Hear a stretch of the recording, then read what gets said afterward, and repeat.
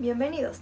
Esta es nuestra planificación sobre el proyecto de discurso oral y los integrantes son Danitza Nostroza Bravo, quien les habla, Carolina Orellana Jorquera y Leslie Sangüesa Rebolledo.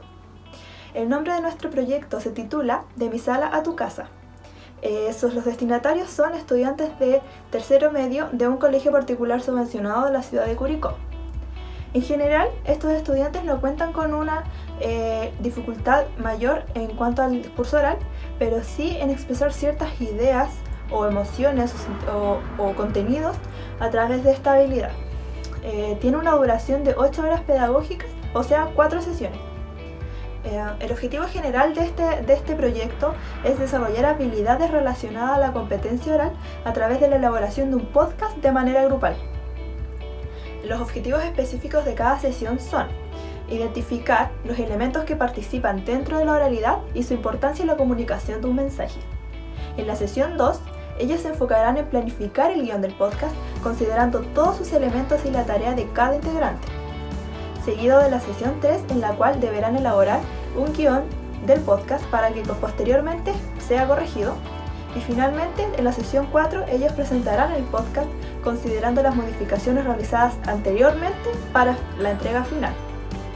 Finalmente tenemos el objetivo de aprendizaje transversal, que será exponer ideas, opiniones, convicciones, sentimientos y experiencias de manera coherente y fundamentada, haciendo uso de diversas y variadas formas de expresión.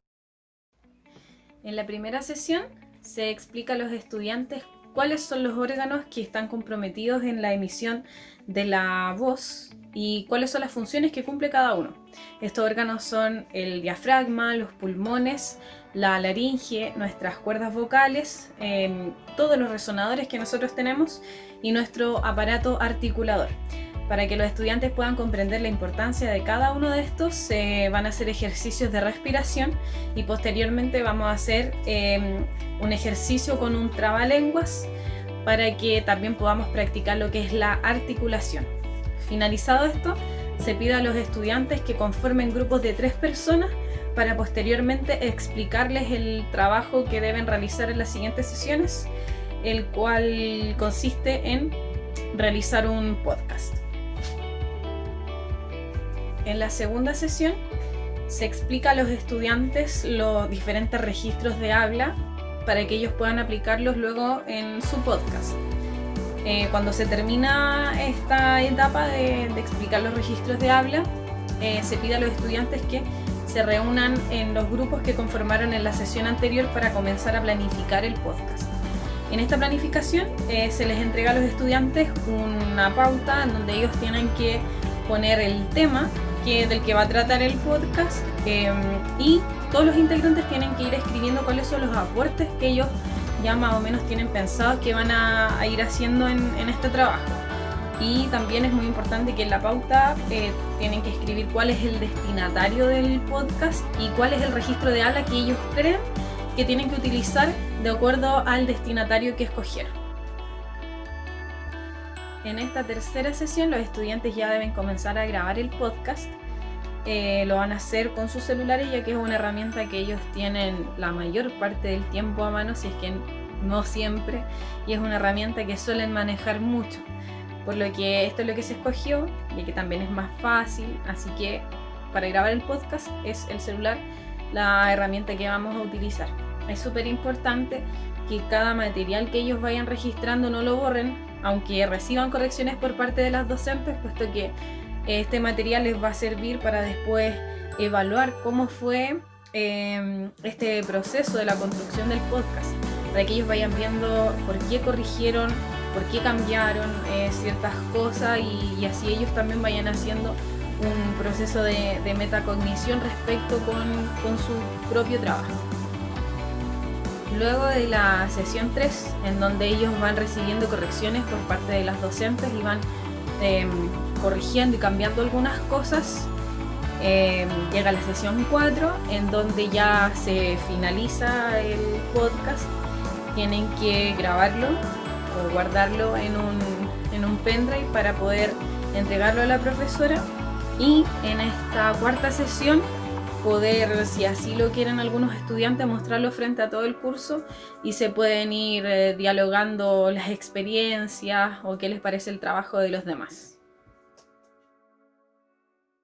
A continuación, veremos en qué consta cada evaluación y cuál es el carácter que tiene para cada clase.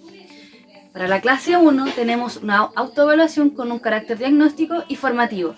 La finalidad de esta evaluación es que los alumnos den a conocer el conocimiento que tienen respecto a la realidad. Aparecerán preguntas tales como: ¿soy capaz de pararme frente a mis alumnos y exponer sobre algo? ¿Qué elementos de la realidad o conceptos me hacen sentir seguro?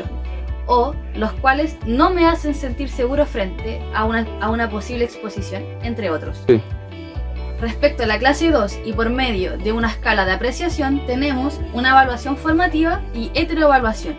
La finalidad es que en esta clase los alumnos planifiquen y además se autodesignen tareas para el cumplimiento del podcast final. Aparecerán criterios como una utilización de vocabulario adecuado, una cohesión, un buen discurso, una actitud proactiva en equipo, entre otros. Sí. Siguiendo con la clase 3 y de la mano de una nueva escala de apreciación, tenemos una coevaluación. Como habíamos dicho anteriormente, los alumnos en la clase 2 se designan tareas. Para la clase 3, por medio de la coevaluación, los alumnos van a evaluar a sus grupos el cómo cumplieron con estas tareas autodesignadas. Aparecerán criterios como: participó de las decisiones grupales, capacidad para tomar una crítica constructiva, disposición para trabajar con el equipo, entre otros. Sí. Para terminar, vamos con la clase 4, la cual considera una evaluación basada en una rúbrica y que tiene carácter sumativo. Además, considera la entrega final del podcast. Acá hay criterios que se van a evaluar como la expresión oral, la expresión de ideas de manera lógica y coherente, la presentación, el contenido, etc. Para apoyar todas estas estrategias, todas estas habilidades, todo lo que escogimos para nuestro proyecto de discurso oral, nos vamos a referir a ciertos autores que un poco apoyan todas nuestras elecciones. Primeramente tenemos a Cantero en Conceptos claves de la lengua oral, de la Universidad de Barcelona, el cual plantea que la lengua oral no obedece a reglas descritas habitualmente y a menudo se ha considerado una degradación del código, por lo que no se le toma mucha importancia, ya que se dice que la lengua oral es algo muy común, muy coloquial y por lo mismo muy fácil. Entonces no se le toma cierta importancia, por ejemplo, a la planificación, a la corrección de lo que nosotros estábamos haciendo, lo que nosotros estábamos hablando y de un proceso previo en realidad. Por otro lado, se dice que el código oral no tiene reglas propias o de condiciones de uso, pero la verdad es que sí las tiene, sí obedece a un código oral muy preciso, por lo tanto a una pragmática, etc. Por otro lado, tenemos la comunicación como una acción. ¿A qué se refiere esto? Cantero, en Conceptos claves en la lengua oral de la Universidad de Barcelona, plantea que la comunicación no es una cosa, sino un proceso, una acción, y solo como tal tiene sentido. Entonces la enseñanza de la lengua se convierte en la enseñanza de la comunicación y por ende se concreta en serie de destrezas o habilidades con las que los alumnos pueden hacer cosas. Entonces nosotros no enseñamos una cosa, sino que enseñamos a hacer cosas.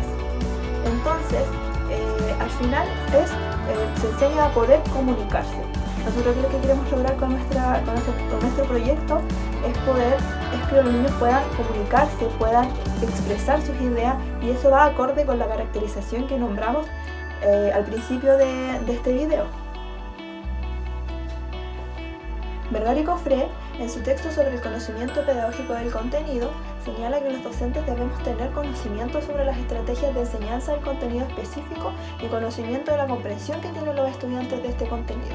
Para eso, debemos nosotros realizar una caracterización previa de nuestros estudiantes. En este sentido, nosotros caracterizamos a nuestros estudiantes y lo que obtuvimos fue que ellos no tienen una competencia, como yo le dije anteriormente, cuentan con una competencia oral bastante destacada, pero les cuesta un poco poder desarrollar ciertas ideas, ciertas emociones propias a través de la oralidad, no así como en la escritura. En este sentido, nosotros escogimos algo muy cercano a ellos, que es el podcast, que es algo muy común dentro de su cotidianidad, y la realización de un elemento tan sencillo para ellos y tan fácil de utilizar como es el celular y la grabación a través de él. Entonces, el desarrollo de esta habilidad oral nosotros la enfocamos en el podcast, que es algo muy cercano a ellos, y además algo que nosotros sabemos que ellos van a poder recepcionar de mejor forma. En el discurso oral formal plantea que la mayor parte de los géneros orales comparten características comunes como la planificación del contenido, el valor del contexto, la importancia de la prosodia, mantener una sintaxis particular, entre otros.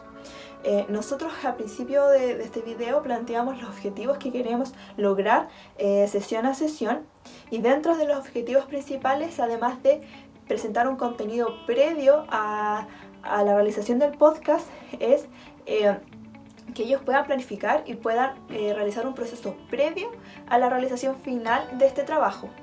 Para ello es un poco difícil como docentes no plantearse esta actividad dentro de todos los géneros orales, tanto escritos y orales, pero ya que, los géneros más que nada escritos, normalmente sí se considera una planificación previa, un proceso previo, pero en los orales no. En los orales muchos docentes llegan con la idea de simplemente implementar esta estrategia, esta habilidad, que los niños puedan desarrollarla de manera natural, porque claro, muchas personas se lo toman como si fuera algo muy natural, pero cuando llega el momento de querer comunicar algo concreto, algo eficaz, comunicarlo de manera eficaz, es muy difícil no hacerlo sin un proceso previo, sobre todo en estudiantes.